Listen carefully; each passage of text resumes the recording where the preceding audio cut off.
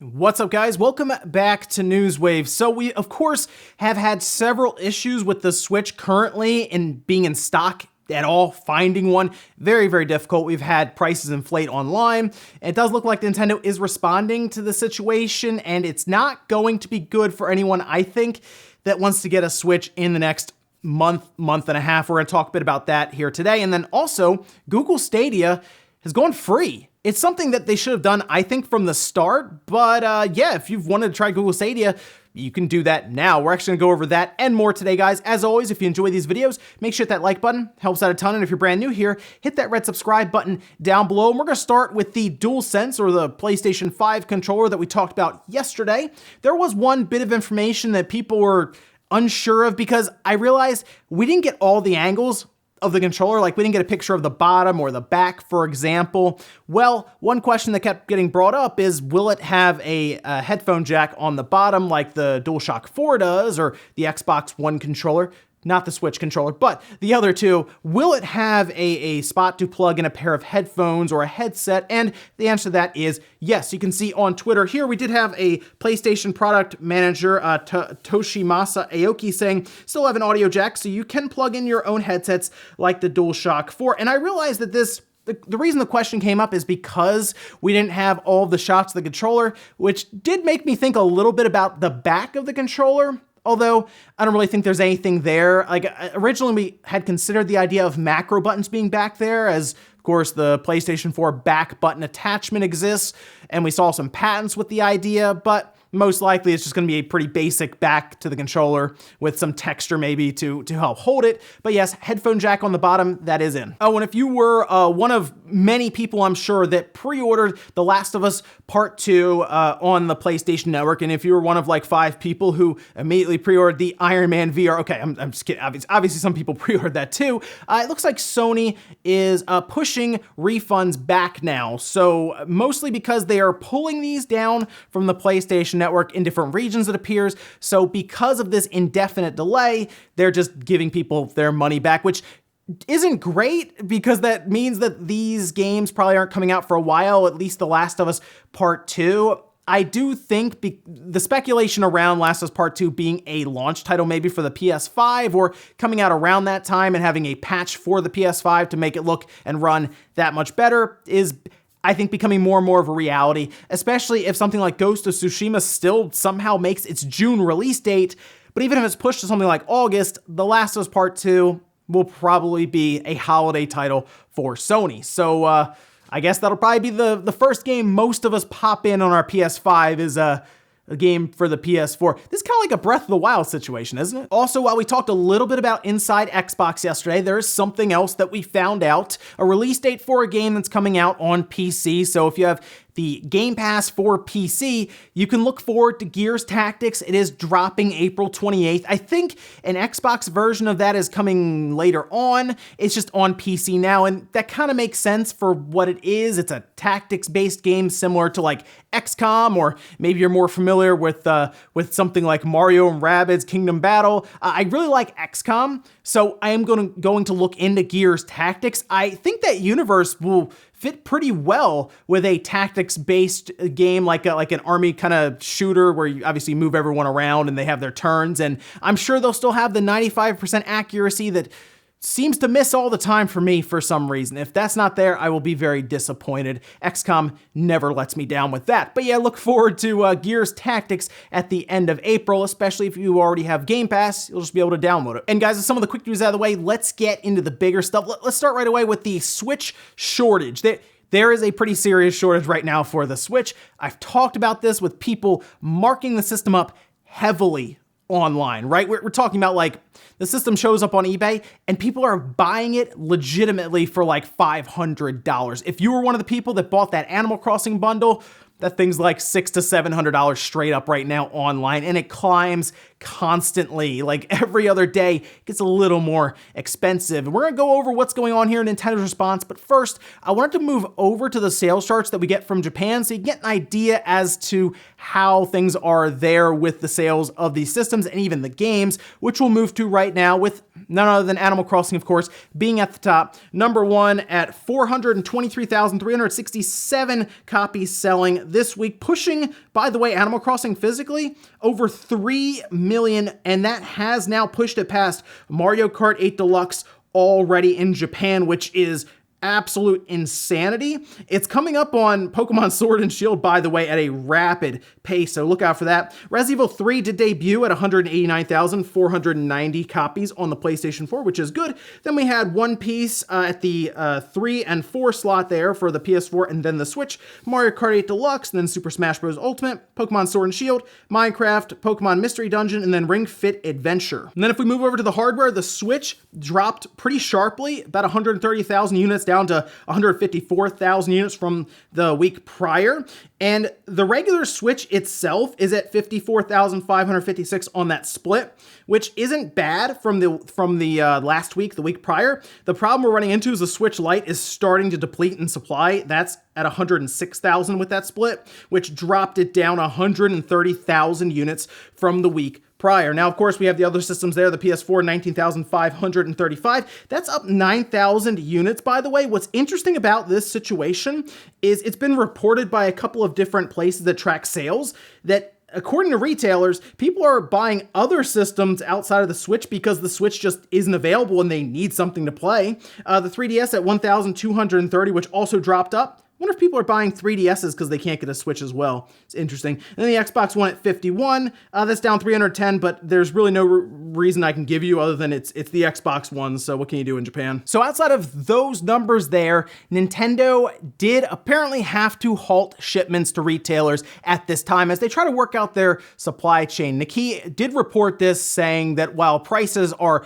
fairly large right now online in Japan, as well as I've seen in the US and other parts of the world online, Nintendo had no choice but to just stop their shipments, trying to get the supply chain figured out, whether it's sourcing parts or just getting these plants up and running to manufacture the system. They literally have more demand than they can actually produce these things. Kind of reminds me a bit of the Wii time. Yeah, this is about right. Like midway through the Wii lifespan, like we hit this mark where it was impossible still to find a Wii, and I thought it got really bad at one point, and then we got a bunch of supply and it started to kind of level off a bit. That might be what's happening here with the Switch. Maybe we'll get to that point, although there is a very strange situation obviously going on in the world with the virus currently keeping some of these plants shut down for manufacturing. Now, Nintendo did say that anyone in Japan who had ordered a system, whether it's the Animal Crossing system or just regular Switches with the gray or the neon, they will be filling those orders within this week coming up. Otherwise, I think it's gonna be a bit as they try to work all of this out. Originally, it was reported that in the US, we could be seeing restocks by mid to late April, but even that might not be a lot of systems. Certainly not enough to kind of offset what's going on online now, or I'm sure even on Craigslist and other places for people who, I guess, want to leave the house, although it's obviously not advised to. I'm sure they are probably marking the systems up quite heavily as well. So unfortunately, with the current situation in the world right now and the popularity of Animal Crossing, it's all coming together to have this massive demand for the Switch, and there just not being enough systems out there. And I don't think it's going to be solved in the next month and a half. We seriously might be midway through the month of May, next month, before we start to see these show up in retail stores in a meaningful amount. So I'll keep you guys posted on when the manufacturing goes back into effect and it's not suspended or delayed by Nintendo anymore, because then a week or two later, we can start to actually see them pop up and we can see prices online start to come down and eventually level off at the MSRP $300 pricing. Next up, let's talk about Google Stadia. It is free now, which is good news. This is something I think they should have had prepared, but when they launched, let's be honest, it was a beta that some of us paid $130 to be a part of. But hey, if you didn't, guess what? They're out of beta. You can go check it out now. They did announce this yesterday, kind of out of nowhere, that they would be launching their Stadia base model, which is their free model. So let's say you want to try out a game that they have on there, and I guess you buy it. You don't have to pay for a monthly fee for their Pro service. You just buy the game and then you just play it in your web browser or on some phones that they currently support. You'll have to check the list, but I know they have like Pixel phones. That's the big one that they obviously support because it's their phone. But if you have a computer that has access to a web browser and a decent online connection, we'll say you can play at 1080p through the base model. Now, if you sign up currently, they're just giving away 2 months of the Pro membership. And if you've already been signed up for the Pro membership, they just won't bill you for the next 2 months is what they're saying. Now, as for controllers, I've gone over this before, but very quickly, if you're thinking about signing up today, because you're inside and you want to see what game streaming is like, they of course will have access to those games for the Pro membership. Check out Guilt. That's a good one to try. It is exclusive to the platform, so there you go, something new to play. And if you have a controller like a Switch Pro controller, an Xbox One controller, or a PlayStation 4 controller, those work natively on Stadia at this time. You'll just have to connect it to your PC or your laptop through a wired connection or Bluetooth. Now, one other thing they are doing right now to help with quality and just the overall web traffic that I'm sure they're experiencing heavy loads on right now, we've seen them do it with YouTube where they have the default resolution lower than what you would expect, and they're doing that here as well. So if you're part of the Pro membership, you will be just kind of defaulted to 1080p. You'll have to go into the app and move it to 4K. So most people, I don't think, will be affected by that because I believe that 4K is still only available through certain devices like their Chromecast Ultra, but you can have like third-party apps that will allow you to do it in the web browser, but otherwise you'll just be playing at 1080p. And you know what? Most people's internet connections will probably thank them for that because 4K can be a bit spotty if you don't have very, very good connection, like wired and very clean Wi-Fi. Overall, I think this is a good move for Stadia. They beat xCloud to market with a free service of some kind for streaming, and at a time when the NVIDIA GeForce service really has hit some speed bumps. Yes, Stadia is still a streaming service where you buy the game and you don't really have it, but I guess you don't also have to download it or install patches and all of that. I think it's worth just checking out to see what all the game streaming stuff is about, but if they want your credit card information on file, keep an eye on that and cancel it before the 2 months are up, and you'll just revert back to the base version of Stadia where you can still access any purchases you had. But right now you can just sign up and play any of the Pro games anyway. So I recommend just trying it out and seeing what you think about Stadia and game streaming. Next up, I want to talk a little bit about the Xbox Series X kind of versus the PlayStation 5. It's Xbox versus PlayStation all over again from like back in the day.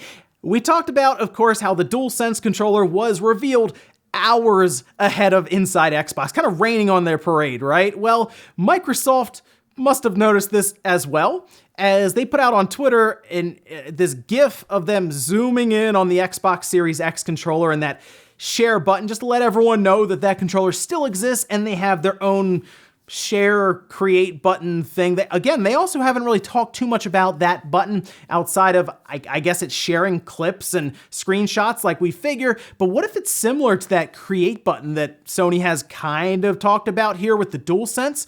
Maybe, but I do like, there's some competitiveness here, isn't there? Like a lot of people looked at that and said, oh, okay, I see what you're doing here passive aggressively with Sony, right? You're kind of firing back a bit. And I mean, that's good for us. I'm okay. I'm happy to sit back and watch these billion-dollar companies fight it out for my money. Hopefully that means that they also have, I don't know, games. Let's talk about some of the games here soon. How about that? I'd love to see, let's talk about Halo Infinite. Let's talk about maybe a Fable game, or on the other side we get Spider-Man 2 and the next God of War or a Gran Turismo. That's what I'm hoping this all leads to, rather than them just showing us pictures of their controllers on Twitter. But hey, here's hoping in a month or two we can look at all kinds of really cool next-gen games and, let's face it, probably more hardware. And in our last bit of news, let's talk about something strange going on in Animal Crossing New Horizons currently. We just talked about their sales.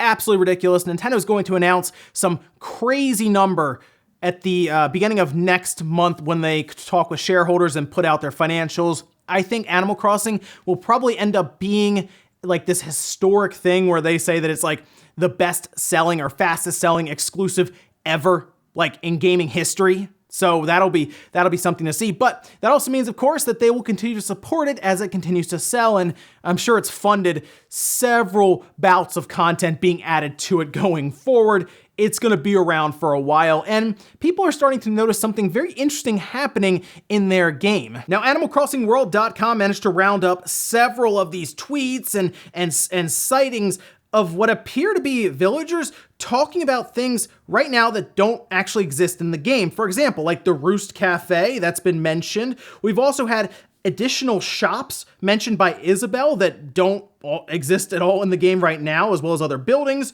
And then we also have art paintings, statues, and like an entire art wing in the museum. And I thought about this a bit. Animal Crossing continues to get patch after patch after patch.